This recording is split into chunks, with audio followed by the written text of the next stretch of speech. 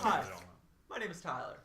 I'm Cyrus. I'm Luke. And I'm Wyatt. And this is the Super Good Entertainment Couch Time Podcast. That's a long name. You guys are so serious. Roll the intro. Hey, Shows crappy elevator music found on the internet. Royalty free scrub. So we're going to be talking today about the differences between, well, not the differences, more or less like our opinions on Indie versus AAA. that. Yeah, So, that's really loud. Sorry. yeah, this is going to be kind of an interesting one because it's not necessarily a hot topic, but it's more or less preference. We're going to just be talking about our preferences for, it basically comes down to what kind of games we like to play. I mean, as a whole, we have a generalized genre that we all like playing, first-person shooters or whatever that may be. But we all have different ideas of where that can go. So that kind of sprung up the idea that, like, well, indie games, you have the freedom to make new stuff, whereas AAA, just the whole argument. If you're watching this video, you probably know the argument between indie versus AAA, but we're going to kind of go into it a little bit deeper. So I'll open it up to everyone because, like we all know, I talk a lot, so I'd rather not talk too much. I'll start. Go for it. Alright, so indie versus AAA, it's kind of funny because a lot of people who are into indie games are into indie games exclusively. You'll see people who will like myself, they've got a Steam library crawling up near 200, right? And they're all these like indie games they bought for 99 cents and they play all of them once. But, except Luftrausers. I've mentioned this before. I've got hours into that game. It's stupid. That one and Super Crate Box. And Super Crate Box. Is that the one where it's like a Nazi general standing in front of you and you just shoot at the sky kind of thing? Kind of, except you're an airplane. I Yeah. played the Flash game of that, the first one. Man, The one that got Vlambeer's Vlambeer's like got a good thing going. But is we're that getting like- off yeah. on a tangent here. So I was kind of into that for a while. I know it was sort of like what we were talking about a couple weeks back with the whole like PC master race scene. The indie scene sort of took on the same like elitist thing. You know, everyone was like, "Oh man, Activision sucks and EA sucks and everybody who makes AAA games sucks and first-person shooters suck. So we're just gonna play Platformers. right platformers, voxel games. If it's got sandbox in the name, if it's got turn-based in the name, if it's, you know, there was that. Yeah. Oh Instant man, gold. That was that really gross phase of Steam where Yeah, you everything could see was it. turn-based Everything or was sandbox. bad. But I've kind of come like sort of back into balance with the two because there's some things that are just really great about having a nice polished game. So it's interesting to see that sort of dissipating a little bit. Sort of a reintegration of AAA and indie, both with their strengths and weaknesses that kind of compensate for each other. Sorry, I was looking at the time. You were talking about polished games. A little epidemic that's been going on recently is publishers putting out games that aren't finished when it comes to bugs. Yes. Hello, True EA. that. Yeah, EA. Battlefield 4. Anybody? I think EA is probably the biggest culprit of that right now. I mean, Ubisoft made some pretty stellar mistakes with Watch Dogs. Oh, I mean, sorry. Watch underscore dogs. But I mean, Watch Dogs was at least finished. Yeah. Like, I will give it that much. Resolution, whatever you want to say about that, and how it was kind of broken on PC, which I know a lot of the PC fans were like, "That's stupid. Why is it broken on PC?" It's like, well, because they kind of were going for making it for the consoles. That makes sense. If you're primarily making your game engine for that, yada yada. But you have Battlefield 4, which was broken, which it really shouldn't have been broken. It was. I mean, they just ported their assets over to a new engine. It was the engine that was the problem. They had a long time beta that was open to everybody. The problem with EA is they use betas as more of like a marketing move rather That's than true. an actual gathering of information. That's their problem. Because they put out a build that, I mean, this is how a lot of betas do it, but they put out a build that was made months before the beta ever comes out. Like, that's how most developers do it. They learn from that, and I don't understand how that's really efficient for their development cycle. It's more or less a marketing move. And even along those lines, Destiny was the same way. It's like, I really don't see the need for that beta because it was an old build of the game. Well, I gotta say, I'm intrigued with Destiny. Every time I talk about it with somebody, I'm asking about these features and stuff, and they're saying, well, they're gonna add that soon. So it almost feels like they put this beta out and then they release the game, but it's sort of like the equivalent of a Steam Early Access title right now for the Xbox One. Oh, and it is, but the only difference is for me in Destiny, because I do have first-hand experience with it, is the fact that it is a complete game. It's a fully complete game, and I'm not paying a dime for anything new besides expansion packs. Right. Whatever is going into that game there's going to be no microtransactions and anything along those lines. They're going to be adding stuff. So, for example, they added the Queen campaign and stuff like that. But that was already in the thought process already. Yeah, Right. and with something like Destiny, it's also super easy for them to do that. Because by this point, they did discuss that in some of their. I'm not sure what conference that was at. Was it at GDC? could have been. They were discussing making it something expansible for the because foreseeable future. they already have the systems down. They have the gunplay down. They have the enemies down. They have all the level design elements down. Right. So pretty much all they have to do now is stick in storyline, cinematics, and art. Right. That's really all they have to do. Maybe new loot, maybe new armor, but that's also super easy to do. That's just more game art and stats. Yeah, look up their. I believe it was their GDC keynote on that. If you're interested in what we're talking about here, they really brilliant system for making a game that they could expand over the years. And what's interesting about Bungie is, technically speaking, they're independent. Technically. That's They publish through Activision, but they're technically independent of Activision. They have a contract with them, but they're not tied to them. Mm-hmm. It Which doesn't is- belong. It to wasn't. It wasn't that Activision created a studio, and that was Bungie. It was Bungie was their own separate entity, and you can see that in certain. That's almost like a certain subgroup of the AAA titles. That said- Bethesda. That said, for the record, technically speaking, any company that releases a game through a publisher, it is not an independent release. That's the technical distinction. The game itself is not an independent game. The studio itself is. Right. Bungie does not belong to a publisher. Yeah. Whereas like someone like 343, they definitely belong. They belong to Microsoft. Yeah. Like they're not gonna get any way around that one. Whereas Bungie has the freedom to say, I'll cut my contract with you if I get a chance to make a better game if I want. Sort of like Darth Vader belongs to Mickey Mouse. Yeah. Why would you say that? But I mean, that kind of brings up an interesting aspect to our whole discussion here, because indie versus AAA. You look at someone. It is possible for an indie game developer to acquire enough funds and enough resources to make AAA content, like AAA-like content. Yeah. Absolutely. Bungie literally was independent for years before they made Halo. Mm-hmm. They made Myth, they made Marathon, they made Oni before? Oni. Mm-hmm. I know, but did they make that with... No, they didn't make that with Microsoft. No. And then they made Marathon, and... Did I say Marathon? You already You said Marathon. Okay. But those games were revolutionary for their genres, especially Marathon. I think it was Marathon was the first-person shooter. And then Myth was the RTS. And a lot of people who had played Myth at the time talked about how it was revolutionary for the RTS before StarCraft had actually done their part. I actually hadn't heard of Myth. Yeah, I haven't heard of Myth either. I'll have to show you guys later. Yeah. Okay. I mean, obviously it's a very archaic RTS system yeah. now, but Yeah, I mean, you see these games popping up in like the indie humble bundles and stuff. You see a lot of stuff that's like really awesome content that you would never know was indie if you didn't know firsthand the definition of that. I remember finding out Torchlight 2 was an independent Yeah. game. And Torchlight 2 is fantastic. Beautifully crafted. That game is flawless. Well, I don't know about flawless. I haven't what was found the first anything wrong yet. Torchlight? The It first, was like Torchlight 2. except smaller and Yeah. not as polished.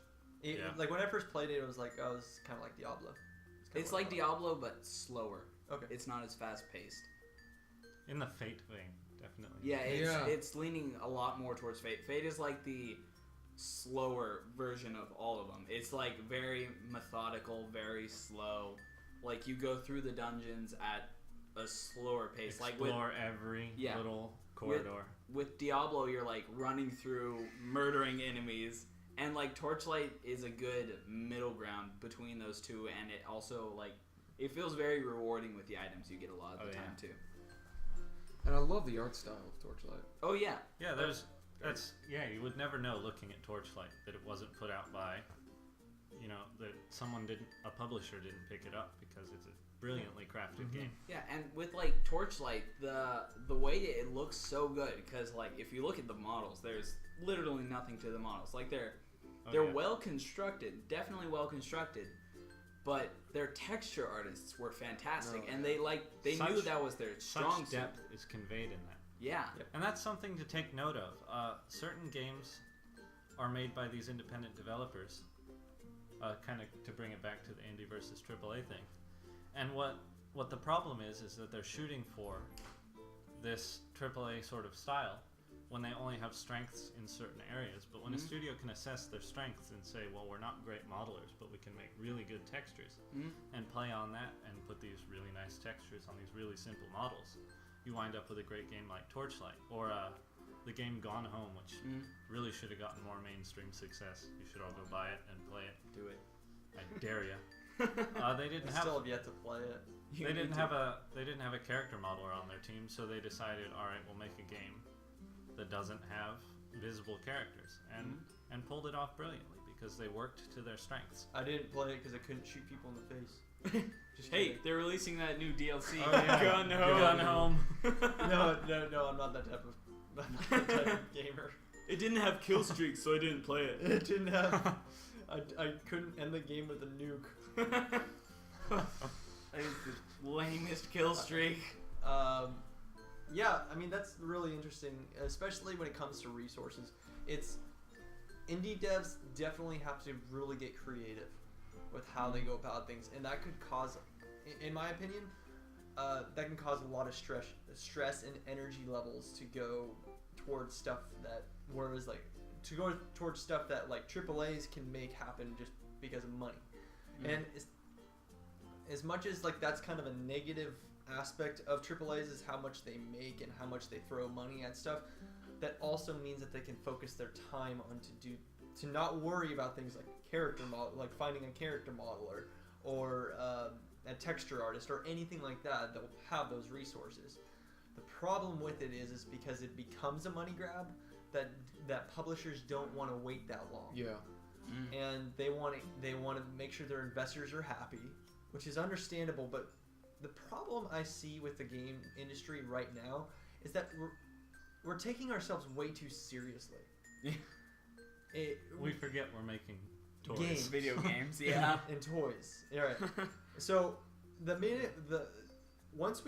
I think as an industry, people begin to not take themselves so seriously and realize we're making games and let developers do what they need to do, AAA's will be back on top, because right now it's a heavily dominated indie game industry right now.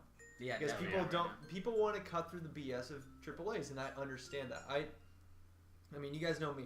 I stand by AAA's pretty heavily. I like my AAA's, but I do also agree with the aspects that the indie community hates about the AAA's. I hate those just as much as anybody else. And you gotta forgive the BS of AAA's in certain extents because they've got investors that they gotta keep happy. And so when you're in a business, when what you're doing is to make a living, you gotta do things that work.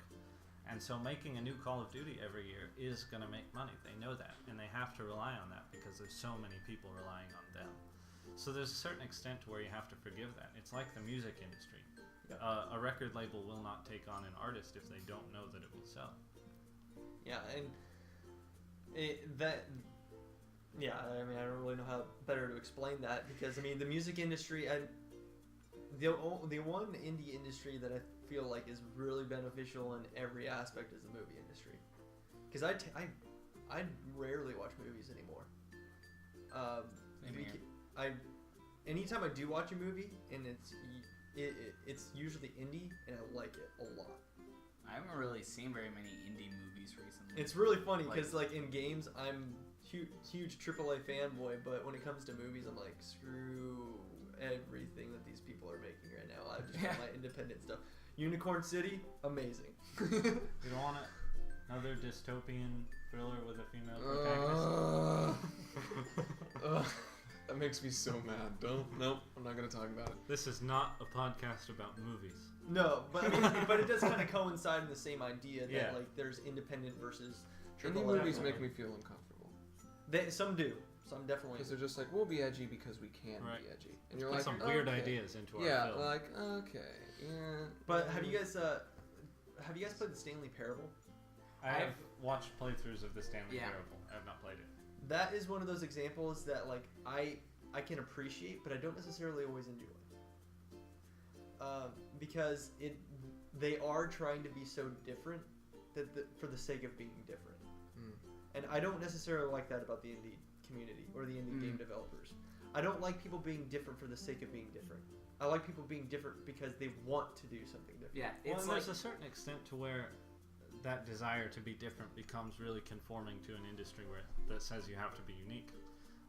When, to certain extents, if you love first-person shooters, you should probably make a first-person shooter because being true to yourself is you're gonna come out with a more genuine product, and I think people will appreciate that more than you trying to fake it in order to fit into a different box. Yeah. I'm sorry, I just totally cut you off. I was gonna say, Something? how with the thing, yeah, with Something indies, like they're trying to be different. It's like the goths who are like, we hate society because it's too mainstream and we're all the same, but we're so different. Yeah. Yeah. Hipsters. Hipsters. Well, they're hipsters nowadays, but Yeah. Oh, they yeah. aren't very It just many reminds goths me. anymore. We were True just that.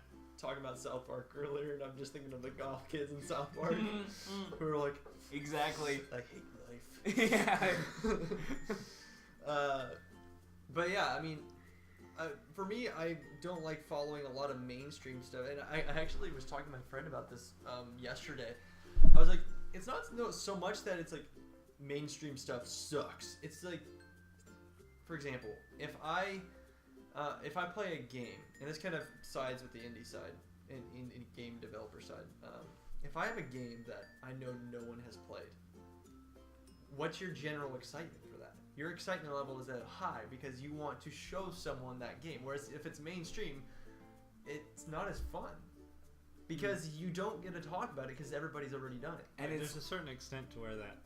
Oh, I'm sorry. Go ahead. I was gonna talk about that's pretty much like the hype factor. Yeah. Like exactly. everybody hypes up a game and then they play it and they're like, oh, this isn't God incarnate in video game. No. Yeah, Destiny. it was hyped. It was so hyped. People had higher expectations than what they They should have. thought Destiny was gonna cure world hunger, and Yeah, seriously. it didn't. I remember thinking like 6 months ago when I was looking at like just their development process. They're releasing weekly updates and the same photo every day for like the next 30 days. It was literally like, hey, let's put up this photo and put a new caption under it, and everybody was like loving it. Oh, I can't wait! Oh, I can't wait! Except for all the PC guys are like, bring it to PC. Yeah, The one exactly. thing I was thinking in my mind when that was happening, I was like, give it 2 weeks after the game is out. We'll see a lot different situation with these people. Oh yeah. Because if everybody remembers Halo Reach, everybody hated Bungie by the end of Halo Reach. Which They were... What? Reach was a great game. It was Reach was good, but fantastic. it doesn't matter. People hated them. They're done with Bungie. They're like, Bungie's dead to me, they self-destructed, and blah, blah, blah. I mean, yeah, I liked Reach too, but a lot of people were really Yeah. angry about Yeah. Reach. And it's funny to see that a lot of those people came back in the hopes, because that was their hope, that Destiny, which, like you said, was going to be the cure of world hunger. Then it comes out, I'm like, knew it. 2 weeks into Yeah. it. Quick aside here. Who else drank gallons of Mountain Dew during the like pre-release phase of Reach just so you could enter to win that bundle with the Xbox. I did not. I did do that. I did do that. I did. With Gallons. I drank gallons of Mountain I Dew. drink gallons. With but- stuff like that, I know I'm not gonna win, so I'm like, it's not worth spending that much money on Mountain Dew for a chance to be entered into a drawing to win. I actually I for just Halo enjoy 4, Mountain Dew. for Halo So 4's it's really release, Not much of a Gallons is a chore. To me. bonus. Not much of a chore. for Halo 4's release, they brought back excuse me. They brought back Gamer Fuel from Mountain Dew Oh yeah. because that was a Halo 3 thing. And I remember that. sorry, like burping. But they brought that back, but also the Mountain Dew gave you double XP, which I still think is stupid because I don't think that game should have been ranked on XP. Either way, but yeah. Halo 4 was like the awkward hybrid between Halo 3 and Call of Duty. Well, yeah, and That that's was kind of strange. goes to show like what we're talking about here is that a lot of times the resources that AAA's put into developers is not necessarily beneficial for the developers. I guarantee there's a lot of things that 343 did not want to do. But because at the time of the hype of Call of Duty, especially Call of Duty Black Ops 2, Yeah. because that out of a lot of the Call of Duties that have come out in a while, Black Ops 2 is a lot better than a lot of the other ones. Definitely. But besides the point, besides that, the point is it's just like everybody was for the longest time trying to copy Call of Duty, which is understandable. Games copy games. That's how you make better games. You copy certain aspects of games of other games and you put it into your game, but not when it's so blatant and being like. I remember what was it in I can't remember. There's like a couple of things in Reach where I was like, really, that is literally Call of Duty in this Like game? what? I can't remember right Sprinting? now. No, everybody wanted. Oh my gosh, copying Call of Duty. Right. Sprinting? I literally Can't loved sprint in a everything about Halo first-person Reach. shooter? Yeah. I first found out about it in Game Informer magazine. And I was Likewise. like, so hyped! I And then feel it like- came out, and feel I like was we still... talked on the phone like hyped. that day, and you were like, "Cyrus, there's a new Halo." Yeah, like for hours we talked on the phone. It was just like, and then it came out, and it literally met all my expectations, did? and I was like, this is the best Halo game. I enjoyed Ever. the campaign. For whatever reason, I loved when I every played part of Halo it. Reach, I felt like I was so much better in Reach than I was in 3. Yeah. And I was like, I was trying to figure it out. Like, I really was. But Because you didn't play the campaign on 3, but once or twice, and then when you come back to Reach after playing hours and hours on Xbox Live and owning on Halo 3, and well, then number one, I breeze through think the campaign. the networking in Reach was a lot better. Definitely. Yeah. So, but anyways, what do you guys? So, for example, like let's just give 343 as an example. What do you, as a AAA company or under the name for AAA under Microsoft, where do you think their fault lines are going to be in the future because they're AAA? I think basically just that we'll have to expect very similar things coming out from them consistently. With the Halo Guardians coming out And in not too long, and just things like that. Yeah, What are we going to expect? We're going to expect another Halo. Yeah. Another Halo that's slightly more like Call of Duty than the original Halos. But that's also one of the reasons I wanted to bring this up. Halo's, not Halo. Call of Duty's kind of dying right now. Yeah, I a lot. hope so. They're really behind, especially with Call of Duty Ghosts. And Yeah, Advanced that- Warfare looking moderate at best. Yeah. I don't think they're going to be copying them much longer. And also, in case you haven't read anything about Halo 5, they're doing more of a open world, like multiple worlds. You've gone rogue from, I believe it's Oni. I haven't played Halo in a very long time. Yeah, it's Office a- of Naval Intelligence. Yes. Yeah, because, well, not only that, but Halsey went rogue. Yeah, but Cortana died. He went rogue. Spoiler alert. If you didn't play 4, Play 4. Cortana died and now she lives in your Windows phone. Yes. And they don't But- even have her voice yet. There's so many, like, it's going to be huge, and with that as well, they can either really wreck it or do something really cool with it. Mhm. I'm hoping they don't go the Destiny route.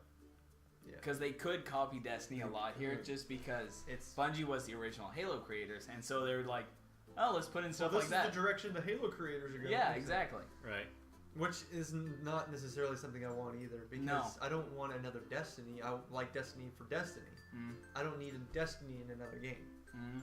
Well, I suppose a big thing with the AAA industry is you're always going to see hate from the community Oh, when absolutely. when it's not what they wanted, and it's never quite what they wanted. I don't even look, honestly, anymore. I don't really look at forums Or comments.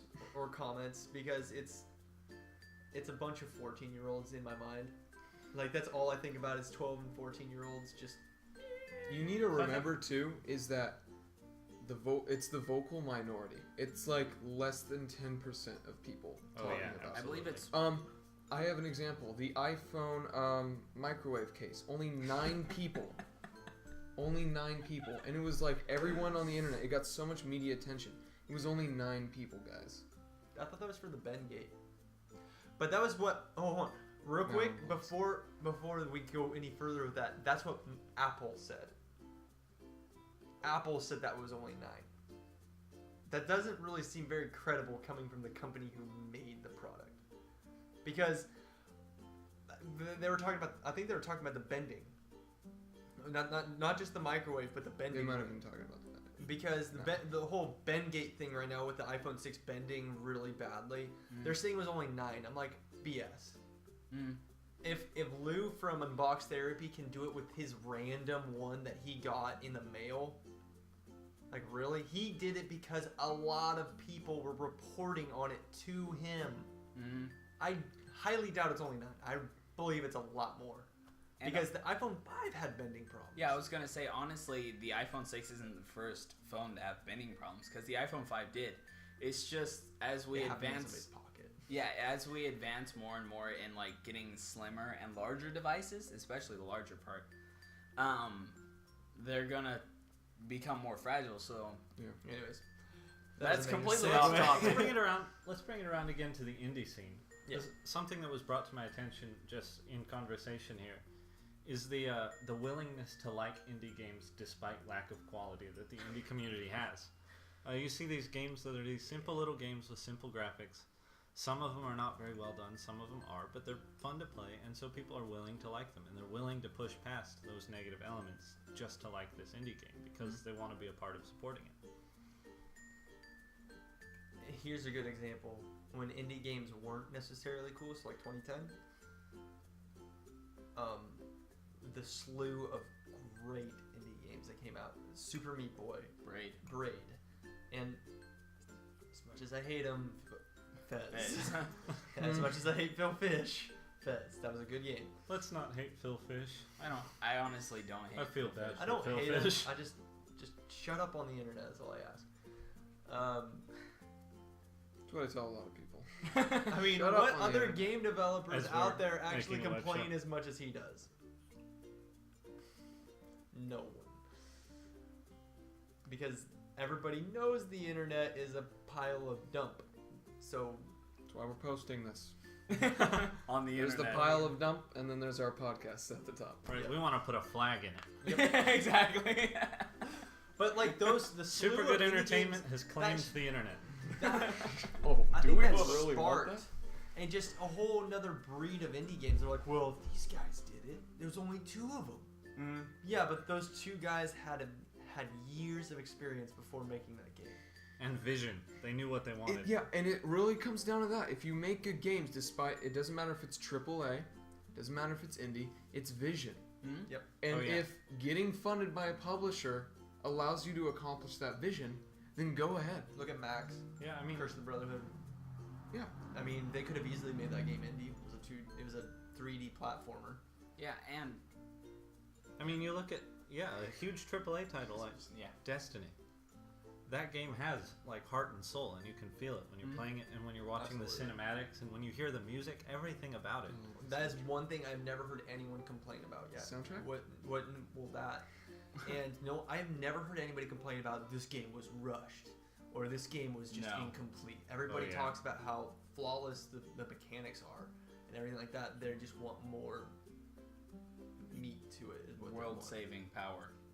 Well, I mean, to give a lot of the reviewers credit, the story is very vague, and a lot of people want an in-depth story with their stuff, but that's because they're trying to build this.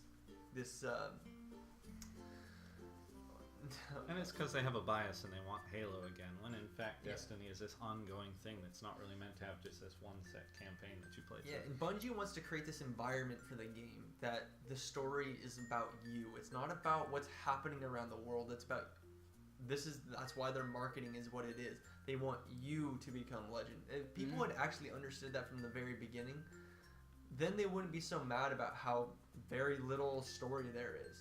I mean, even I hear people always talk about this, and you know what I'm talking about is, like, they're like, I just want to shoot people, or I just want to do that.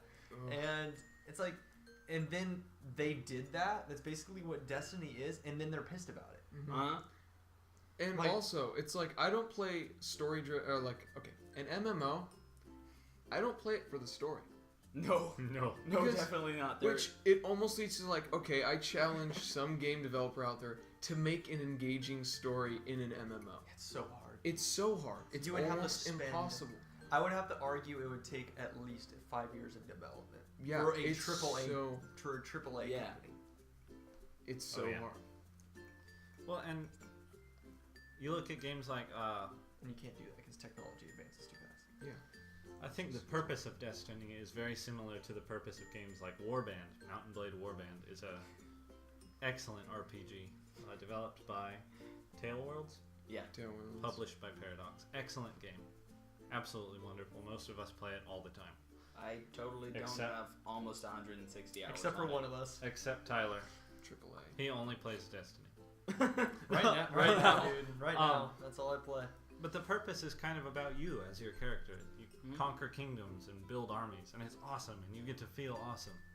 And if people had the same perspective going into Destiny, it would be a wonderful game to everyone who played it, because you get to feel that, you get to achieve that.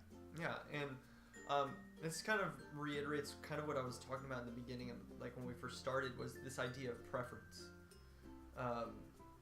Because in games, a lot of people have like this fixed idea that there is a one type of game that's good for all, which is insane. Because what Wyatt likes is not necessarily what I like, because that's preference. He may like a certain game that I just may despise, but that's because that's my preference and that's his preference. I obviously, like we've discussed, like I lean towards more of those AAA complete and well polished games, because I don't like spending time to get past the mechanics of a game, because I lose interest really fast. I have a very short attention span with bad mechanics. Seeing as though you threw me into this metaphor, Sorry, I was just using this example. I'm gonna say my preference. Like, I like the gyms in games. It doesn't matter if it's indie or if it's AAA. If it's highly rated, if people loved it, and it's like continued to be good throughout the ages, it doesn't matter how old it is. Like, I bought Fable recently, just because it's like, okay, I want to see what this is all about. As long as like it's well liked, I'll be like, okay, let me try this out. Like with BioShock Infinite, I was like, I have to play this game because it has like freaking 80 Metascore or whatever. Yeah. I think it's 90. But I loved that game. That game was fantastic. Probably more than what the Metacritic score gave. Yeah. And games like I got Deadlight recently. I loved that game, except for I the heard that was platforming. okay. That kind of sucked without a controller. But just stuff like that, any like gem in the rough that's, I don't know, kind of like thrown under the bus or it's highly praised. I like to try out games that like people like but aren't necessarily like mainstream games. Like you have all the really popular games like Call of Duty, you have all the big AAA titles, all the Assassin's Creeds, all of those. I like to find the smaller ones but are still very highly praised. I wonder how. I'm really curious to. Were you about to talk? I was just gonna talk about my preferences since we. Yeah, go. I just want to interject this real quick. I'm really curious to see how the indie community thinks of like Riot Games. Yeah. Because I don't. Because besides people who play League of Legends, I want to know, like, from the outside indie community, like, what do they think of this company? We don't care. Yeah. It's just kind of an interesting thought. Anyways, go ahead, Luke. Okay, well, I'm gonna go with preferences. I'm a sucker for free roam RPGs. I was raised on that, so I like story, but preferably I like creating my own story. That's why I like Warband the most. Best game. I write on the side a lot. I've always liked that. And so when stuff is, I don't like linear games. Stuff that's spoon fed to me, unless it's really engaging and really well written, I'll just. If I want to have a linear story, I'll watch a movie. I won't play a game. I want to have full control over that. So honestly, I'll play a game, even if it's indie or if it's AAA. It just needs to be an RPG. So, Skyrim. or elements of that. Skyrim. Favorite game ever, Elder Scrolls Oblivion. I have spent 30 days on that game. So That is awesome. It's ridiculous. I know everything about the game. So I gotta say, Who's your mom in the game? you don't have a mom. I still haven't even played it. Joke's on you. Oh. You. I gotta say, I feel as though I tend to get into whatever games the people around me are playing. A lot of times, Warband I got into because Luke and several others that I frequently spend time with were like, "You've got to play this game. Best game ever. Best multiplayer ever." You got me to buy it too. I Oh, so it's introduced. just Curse you, Luke. Yeah, Luke started it. So I tend to get into that a lot, but I also like to find those like weird little games, that almost nobody buys because they're like, "This is weird." I bought Super Crate Box Super Amazing Wagon Adventure at full price. Cosmic DJ. Cosmic DJ. I paid money for that. But I'm super into just the stuff that is gonna convey fun, and then there's all like the classics. I just picked up the Half-Life Complete Pack and the first Portal because I'm a poser and I only played Portal 2. I've never played Portal 1. I haven't either. Me neither. I Me beat neither. Portal 2 though. So I literally played Portal because of, what's his name? So I Cave Johnson. Gabe. Gabe. Cave. Gabe Johnson. Gabe? Whoa. Gabe, Newell? Gabe. Gabe? Gabe. Is that what they're going for? So I get really into anything that I think I'm gonna have a lot of fun with. I'm a huge fan of the local multiplayer Uprising. I think I've talked about that on the show before. We've been into Hammerwatch and Gang Beasts. Yeah, it even gets to the point where at our meetings. For those of you that don't know, we're in the process of creating our first commercial release, which there's some details about on our Facebook and our Tumblr. Link in the description. Put it in the Subscribe description. and like. It was on. Why is that? Like every time we talk about anything but what we're talking about, is like subscribe and like, share it with your friends. Because that's what everybody does. That's how you get famous. If your thoughts are more important and need more attention than this, then So at our meetings, Luke and I always talk about local multiplayer and open world RPGs. It is funny how often it turns to that. We have this plan for the perfect RPG, and it's going to happen someday. It will be I amazing. think we all have a game that we all discuss with each other. Because, like, I'll talk about the FPS, and then you guys will talk about the RPG. Our game is more important than yours, though. Just I kidding. have one more asset than you do. Sorry, I'm not a modeler. I'm bitter don't now. taunt the I'm program. bitter now. I'm just gonna I am 1% farther along than you are. collusion with the. Yeah, don't taunt the programmer. The programmer is the one who puts it all together. Hey, let's I make can it- side with whoever I want right now. Let's make it free roam RPG. You're fired. Okay. Let's make a free roam RPFPS looter shooter. So I'm gonna kind of. Let's call it Destiny. I know. I was like, so you just described Destiny. I'm gonna kind of create a spectrum from like I'm gonna talk purely on the negatives of both right now. So like in my opinion, I think the negatives. I'll of, take like, positives after Tyler. sure, that'll work. What do we get? You High get fives. yes, high fives. It'll take two of you to cover mediocrity. So I think the negatives, the negatives of AAA. All right. obviously games that can be rushed and games that seem to be totally out just to get your money, and that's really evident in the whole microtransaction fiasco going on right now. Like there's tons of that going on where they Fiasco is a good word for it. I mean that's really what it is I because prefer Fiesta. Fiesta, that's what Microtransaction Fiesta. that's what EA calls it. Yes. That's what EA calls it. Money. But like that's a big thing that's really annoying right now. Another one is this push for DRM in like game codes for online and the ability to only play online. Yeah, you play and stuff like that. And Origin.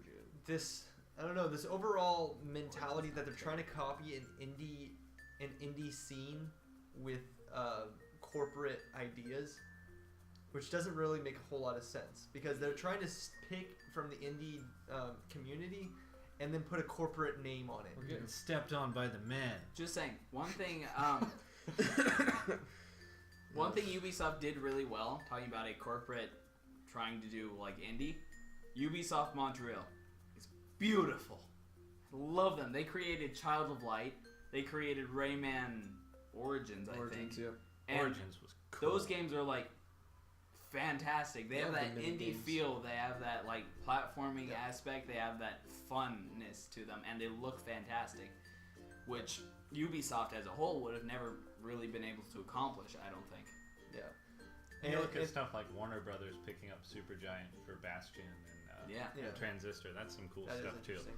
And another Good places. and where another they thing cross. about AAA's that can be negative is this cookie cutter mentality Mm. of taking one piece of a game and just pretty much copy paste into another game. Obviously, we talk about Call of Duty. Obviously, they're going to copy paste because it's their game. But how much cookie cutter can you get? Because I mean, that is the definite Call of Duty, and most people don't want to admit this. Like I don't even want to admit this, but I have to. Is that it's the perfect first-person shooter. Mm. Because they perfected an idea and they don't want to break it because it's bringing in a ton of cash. Okay. Well, and I gotta say, for as much as we can dog on, they're not changing. I'm sorry, I just have to. I have to get this thought out while I'm still thinking. Yeah, it. I still got to get the indie side so that way we can move on to the. As much as we can dog on them making the same game over and over, I found myself getting frustrated with like interface changes when they'd come out with a new one. I'd be like, you had this wonderful class system in the last game, and now in this one it's harder to set up, and you took away all the icons in the split screen multiplayer, so I don't know what class I'm selecting, and so like there's a certain familiarity that you come to appreciate with a series of titles like Yeah, that. and I feel like with Call of Duty, it was stuff being shoved down people's throats. It was like the reason why like Halo and some of these other games are just so they stick with a smaller group of people for longer is because there's a 2-year development cycle. Like they may be going for this every year type of thing, but every year they kind of make something smaller. So like Spartan Assault was just kind of one of that. I mean, it wasn't that great, but it was something smaller to kind of give the fans something to do, Yeah. and that's what I can appreciate in the AAA scene. Is like, okay, you can put out these smaller things that'll just keep me satisfied for the year. Or you can be Bethesda and take 5 years to make your game. Oh yeah, or And the hypes. Valve to take like 10 years to make your game. Hype slowly builds for Fallout 4. Hashtag Half-Life 3. I think I've already said this, but I honestly wouldn't be surprised if they never made a Half-Life 3. I The wouldn't- hype is wouldn't be so huge for it, and people have been waiting so much for it that the expectations are And I super unrealistic. wouldn't be really Right. that disappointed. If it's anything short of, like, you really get to be Gordon Freeman and shoot aliens, Yeah. then people are going to be like, this game sucks, Valve Cookie sucks, I'm cutter. deleting my Steam account. They're Yeah, not gonna exactly. delete their It's Steam exactly account, like let's Counter-Strike Global Offensive.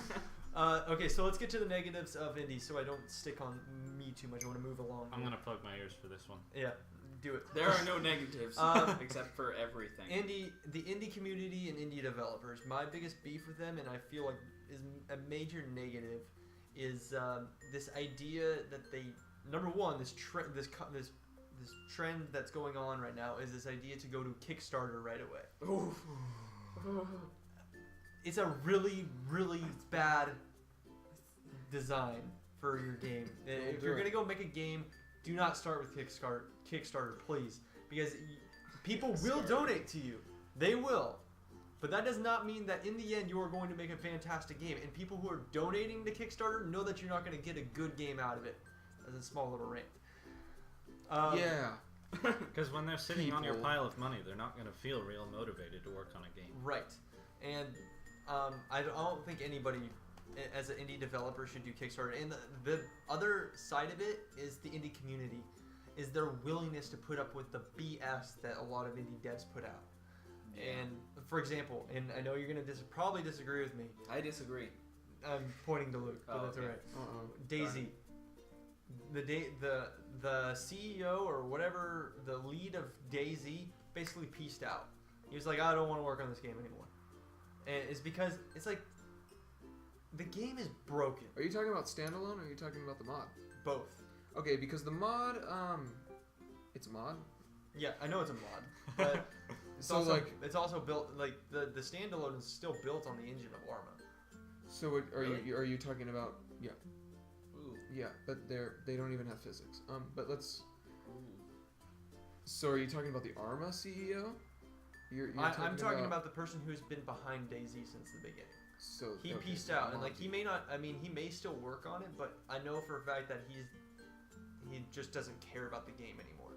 Because the reality is, and I've had countless people play it. No matter how much fun you have with those games, because people do have fun with it. I'm not saying you don't, but people are willing to put up with the BS of poorly coded, poor mechanics and stuff like that. It's like almost as if the indie community gets, excuse the kind of vulgarness behind this, but they get a hard on from the idea of broken code. Like they see this and they're like, it's broken. Hold on, let me put it on YouTube. Like they get a kick out of that, and I think a lot of people get a kick out of seeing stuff that's broken. And I'm like, why? Mm. And it's like you're celebrating the fact that they gave you a half put together piece of material. It's like, ooh, like I want to play that. And that, I think that's just the thing that I have with the indie community that's negative. It's like the indie community puts up with so much and they don't even realize it. Almost to the same degree as AAA. How much people put up with AAAs. Mm. There's a certain amount that you have to realize that, just like we've said in the past podcasts, everybody's out to do this for money. That's the reality of it. This is what we want So to do. you know we can live. Yes, exactly. But don't be so blinded by being indie that you forget what good quality looks like. Mm. Because I feel like that's a huge thing that is lacking in like Steam. Now that Valve has become so lenient with what goes on Steam, everything's flooding the market, and then it's so hard to sift through Steam anymore. Actually, not with the new update. Yeah, I've heard the Yeah, new they're- update's really They're good. working on it. Yeah. It's not there yet. There's still I still get recommendations. But they had to do Are we it. gonna defend the indie community? Is that like gonna be our thing? I think that's gonna be Cyrus. I'm just on the positive. gonna of be I'm both speaking sides. purely Next. negative. I mean, I We're obviously gonna have address positive ideas yes, of the indie exactly. community Yeah, as okay. well. And I'm Let's do that. just to stick with what I'm doing. Meantime, I'm we just speaking sit of here and look negatives. sexy. Not hard. But I mean, other than that, I feel like if people can just stop putting up the BS that indie devs put towards indie community as well. I mean, here's a good example: Phil Fish. I mean, Poor Phil Fish. poor Phil Fish, but he kind of dished a lot of garbage to people. He said, "I'm gonna finish this game," and then he doesn't. And then he says a lot of things and then doesn't do it. And I feel like that's the biggest problem with the indie scene, is they say they're going to do something and they don't follow through. Plus early access, Plus, oh yeah, early access is horrible. which I bought, is getting synonymous is almost with as bad as indie. Kickstarter. Yeah. Oh yeah, I bought one early access game that promised to be like Warband in space. It was going to be awesome. And several months later, it is no further than where it was at the beginning, other than some bugs. And another one Starforge. and the other one is that Kinetic Void. is that one Minecraft shooter game, that zombie game, Ooh. that What's it I called? feel like I know what you're talking about. yeah, Minor Z or something. No, Are you talking about Oh. Eldritch? Or there was another it was one like that the was last day or something like that. Oh, that oh, one. Okay. That one was Was bad. that what that was called? No. I know what you're talking about. It's now, literally like you're like a Minecraft character, which And you have, like, really had guns poor and stuff. coding, especially if you had high level detail on the water. Oh, that game that you showed us, right? Yeah, That- because Wait, I are you thought talking about Unturned? Unturned? Unturned. There we go. I was thinking about a different one. There's so many like that. Yeah, exactly. Unturned. Isn't it funny how we all came up with a different name for one? Like, Yeah, exactly. And they're all the same. Yeah, yeah. that's my negative piece of the indie games. But like Unturned is a fine example. I was like, this game looks like it's promising. It looks like a kind of a different take on the survival genre because it's just very It's fun my eyes. and Hard to look at, yeah. yeah, it is hard to look at, but It's super. I felt It like looks like it because was made out of because melted people can Legos. take I felt like because people can take Minecraft that this would be something just as good. And it was like you have guns, which is fun, and then you have zombies, which is fun, but it just turned out to be a heap You of also garbage. have- And it's like they're working on it, but it's like, what are you really working on? Yeah, There's not many assets here. and it's like really not optimized at all. That's going to be a separate podcast. It's just Minecraft and its influence on copycats. Yeah. There we go. Flappy Minecraft saga. Oh, Oh, don't say that. our Jimmys have been rustled. Let's move on to the positives. Oh, yeah. Anyway, positives. we are. I'm done with the negatives.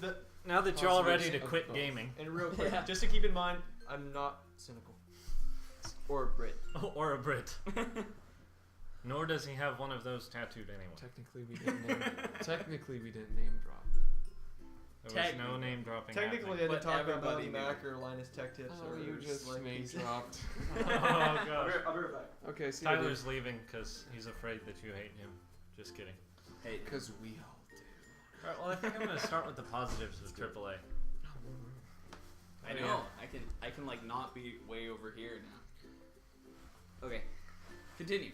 Okay, so I gotta say one thing that I've always loved about AAA scenes is that there's something to expect all the time. You know, you can always look forward to that next game of that series that you know and love. I, for one, am looking forward to the new Super Smash Bros. Coming out because I've been playing it since I was 4 years old. You know, there's this element of growing up with a series of games. That's a pretty amazing thing, you know, the amount of influence it has on how you have fun and what you do with your friends and all that sort of thing.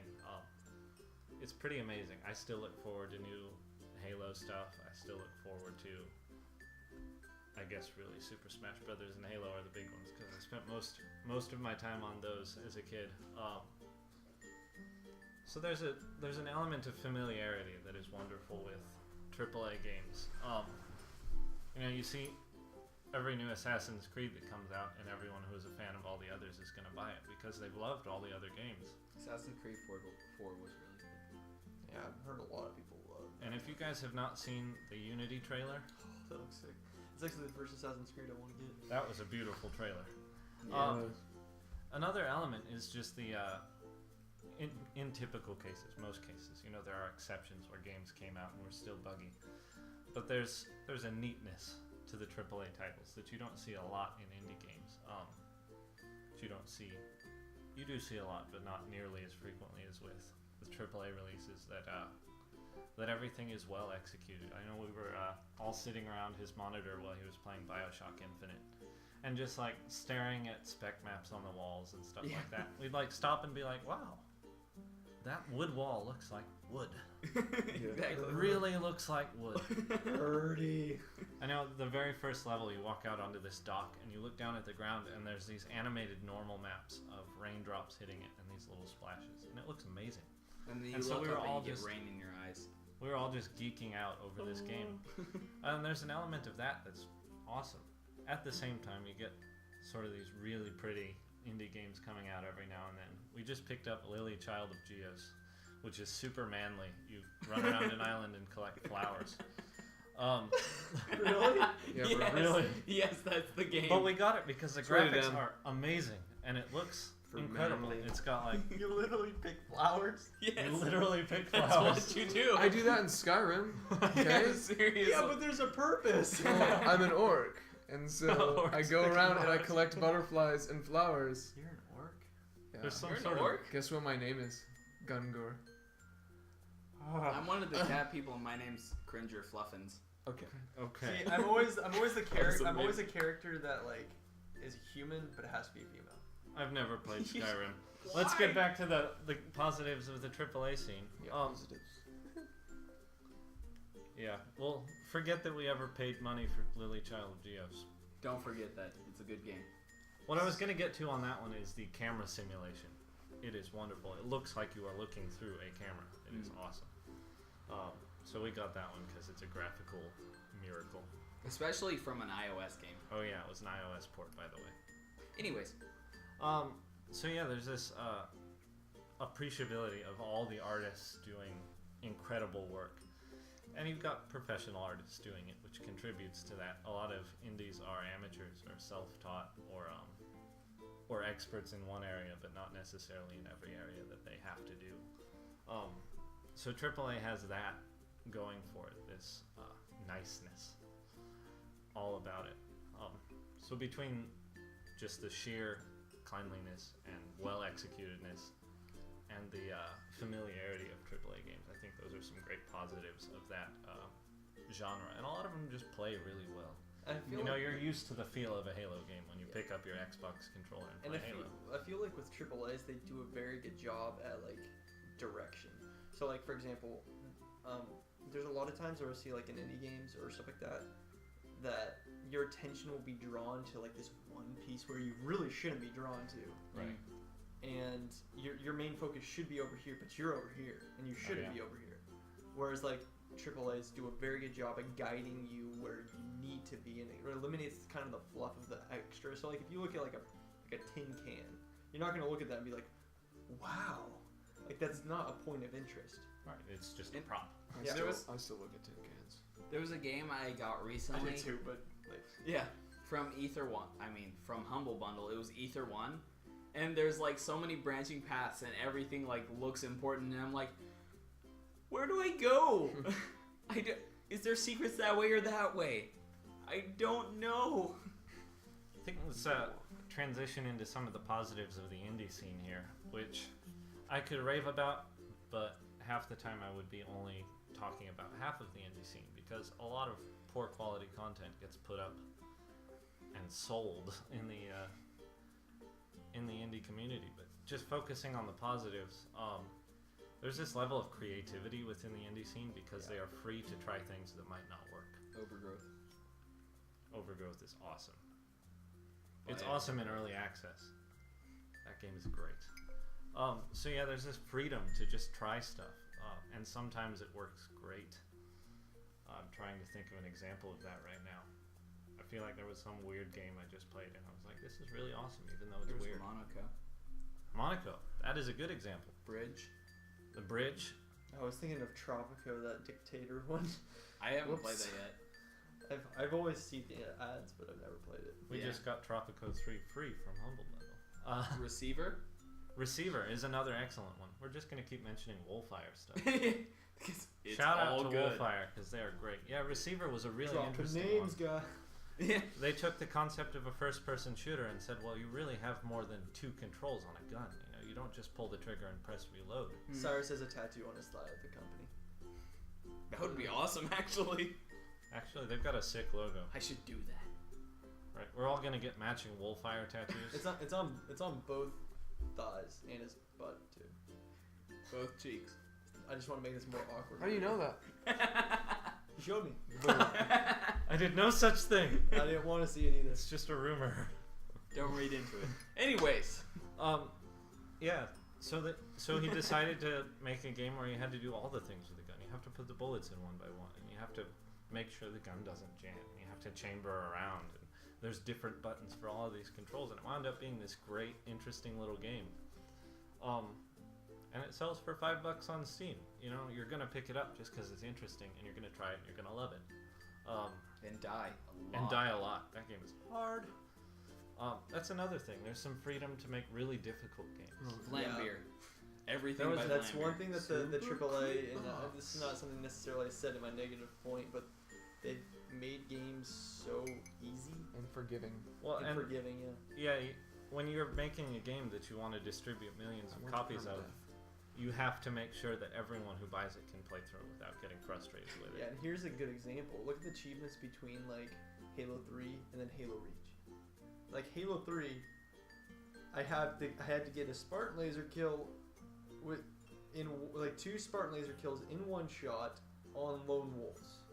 I do that all the time. Like that's really hard. And like that's just the multiplayer. They had so many other hard things to do to get an achievement in that game. And then you get to Reach and it's like, oh, capture 3 flags. Eventually you'll get it. Well, and I gotta say, another interesting element, just sheerly interesting, and interesting is a good thing to me. I buy games that are interesting all the time. Is the fact that with so many indie games, there's one aspect that truly shines through. Yeah. I was playing Risk of Rain the other day and just admiring the soundtrack because it's this wonderful sort of electro rock thing. It feels really retro and cool. And with a game that's relatively simple in its mechanics, you know, you find the teleporter, you find enemies. There's nothing super complex about Risk of Rain other than that it's really difficult. But that soundtrack and the artwork that has this sort of mood, everything in the game has a mood. And that really shines through about it. And so it's worth experiencing just because you get to see this sort of world that has angst. You know, other games like Super Amazing Wagon Adventure. I'm going to go on about that one again. That one is clever. Everything in it. You know, you name all your characters after your friends and they die off Oregon Trail style, one by one. And it becomes hilarious. And you can all sit around playing this game together because you've got something to laugh at every few seconds when it changes scenes. XCOM is another one is that indie? Was that game independent release? I feel like it wasn't because I see it on store shelves and It's stuff. too well polished to be indie. That game's not indie. Nothing positive about XCOM. Just kidding. Here's another game that I fell in love with, which is I believe it's indie. Like, correct me if I'm wrong, Luke, but Red Orchestra, Tripwire. I'm I going think through the intro of the game thinking if I'm seeing a publisher. I don't. Well, they're self-published though. Let's see, they use I'm pretty sure they're self-published. they use Unreal. That doesn't mean anything. I think they're indie. Yeah, I want to say they're indie. I think So there's another one that And went that's back to kind of the heart of like the World War II games that we all Absolutely. used to so love. good. Yeah, and like honestly, it's really up there with my like. It's one of my favorite shooters. It's one of my favorite first-person shooters, And and let's I've only talk, been playing it for like 6 months. let's talk about the innovators and the big name indies. Let's talk about Valve for a second, who really discovered how you can tell stories in a linear fashion in a video game and still make it captivating. I played through Portal 2. That was the first real PC game I got into. And oh my goodness, I was sucked in seconds. That game was instantly amazing. But you never stopped playing. Through the entire game, you were always in control of yourself. So when Wheatley wouldn't shut up, you could just walk away. Yeah. You know, but because of your participation, you were part of the story. I love Whitley. So there's so much room for the indie scene to innovate, and games like BioShock Infinite that were able to really captivatingly tell a story like that owe it to games like Portal and Half-Life, where that storytelling was kind of invented. And Well, And the AAA scene kind of owes a lot to. I mean, I wouldn't necessarily say that BioShock kind of got it from Portal because they. No, I'm not saying Bioshock they got got it it from from- Bioshock. I'm not saying they got it from Portal. I'm That's- saying that type of storytelling was 'Cause those- founded by. Because That studio's always made BioShock great definitely stories. now that I've played a good portion, I'm almost done with the first BioShock. It's like they definitely kept the same type of feel. It's a Oh, lot yeah. Dead Like Rising. it's really interesting. Well, if you But, want to yeah. look at the way that Yeah, storytelling sort of came about, it really, I think Don't it stems stress about back the to story in Half-Life, Dead the Rising. first Half-Life. Yeah, that game is very interesting. So it's really, I'm saying a lot of things that you see, innovative things that sort of come into the AAA world come from these indie innovators that were willing to try something that might not work. And you need that. You need the people who are able to try something that might not work so that the people who need to rely on things that do work can use them. Yeah, So I think that's a big plus of the indie scene. absolutely. Like I remember even like, as much as I didn't finish. Wait, what? Were you I'm gonna just talk? ready to defend DayZ now from you. It's fine. It's still a terrible game. Your opinion, sir, and your opinion is wrong. I didn't say it wasn't my opinion. Luke's claws are coming out. And fangs. And horns. Okay, I played. And tiara. I played Half-Life, the first Tiara. one. After, I mean, I'd never played it before I got a PC, which was like 2 years ago. But I have a hard time going back to older games. But I lately have been able to hold my own. But like when I went back to Half-Life, I was like, wow. As much as like, it is very crude because it is old. It was very captivating. Right away, they put you in a scenario where like there's a break in this security of like you. It's like weird because you teleport through these worlds. I'm like, that must have been a technical nightmare when they tried to do that back Oh then. yeah. Because they did not have the resources like they do today to make it where you have these multiple scenes and then you're in this dark area and then And correct me if I'm wrong. Half-Life was built on a modified version of Quake Engine. Am I right? I have no Really? idea. Quake Engine. They got really good skyboxes too. Quake Engine, where your gun was a little 2D sprite in the middle of your screen. I heard that Quake, the Quake engine kind of led the way for like light maps. It's not sure. Probably. Like I heard that. Quake Engine led the way for a lot of things. Yeah, Quake in general. because I heard that something along the lines of like the idea of light maps kind of sprung out of the Quake engine, and like, I'm not exactly positive how light maps work personally, but I know that's kind of where they came from. Isn't a light map Anyways. just basically like? Isn't it like the fake arrays that you see a lot of times? Light map is baking shadows onto a surface. Okay, so it's baked shadows then. Yeah, okay, it's baked got it. shadows. Okay, so either way, that's still brilliant. Yeah. Because Oh, yeah. that takes away from the processing. Absolutely. Luke, you actually get to talk for once. Sorry. Okay. Well, Start monologuing. let's start with DayZ. I want to actually talk about mods to games. Ooh. Interesting. Because that is something that's a characteristic of the indie community a lot of the We're times. well over an hour, guys. I'm just letting you know. Are you Are we? serious? Yeah, Yeah. Okay. So continue. It We'll It wrap doesn't it up matter. after Like, you. Yeah. it won't matter. I think Warband actually does this a lot of the time. Napoleonic Wars and Fire and Sword are both. They hired directly from mod teams. They those are both mods. Mod squads. Mod squads. Lizard Squad. DayZ was a really badly structured mod, and it was really hard to get to, and yet people still played it. And I'm gonna disagree with you on saying that people play DayZ because it's indie. Because what's the first genre that comes to your mind when I say indie? Platforms. Yeah. Well, I didn't say that people play it because it's indie. I basically said people like playing it because it's kind of broken. And at the time, it was a new concept, and people were just craving that survival genre. Yeah, it's one of the first, that and Minecraft. One of the first survival. Genres, and then you had Warzy, but Warzy. I mean, the survival genre went like this. Oh yeah. It just came and I went. feel like it hasn't really reached like a good peak yet. I think it's still to come. Like that's why I didn't really care for DayZ or Warzy, is because I'm like, I got tired of Minecraft right away. Even. my idea was like, this is not necessarily before its time. I feel like we've wanted this idea for a while, but they're not executing it right. Someone will figure it out. Carry on. I'm just I was really excited that a mod got so popular I'll give Yeah. it that. that it pretty much made it so that people bought Arma for the mod.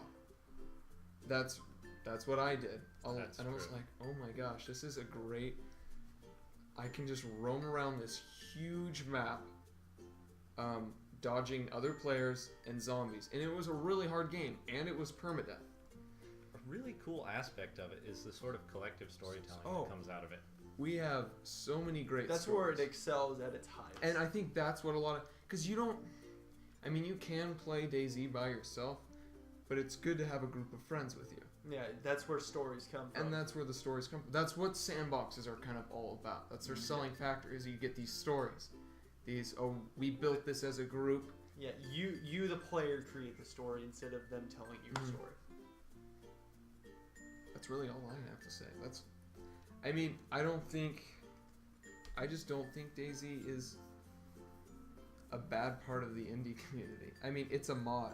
It's still a mod. And people decided to make it a standalone because they wanted to improve on this and they needed money for it.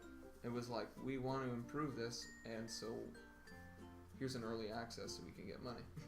Yeah, and I think that's where my biggest beef was with the standalone was the idea of early access. Is I don't look at early access as a good thing. Well, And it's like I understand beta testing, put it out to the community for some time. Like I wish the indie community would actually do beta testing, because unlike the AAA counterparts, they could do it the best. They could put it out to the community and put their current build out to the community instead of what AAA's do is use as a marketing scheme, and gather information from that and then retract it. Get Well, people I've gotta excited say, about it. early access was kind of an experimental idea, and they tried it and have acknowledged that it doesn't work very well, and I think it's going to start disappearing. I wouldn't mind.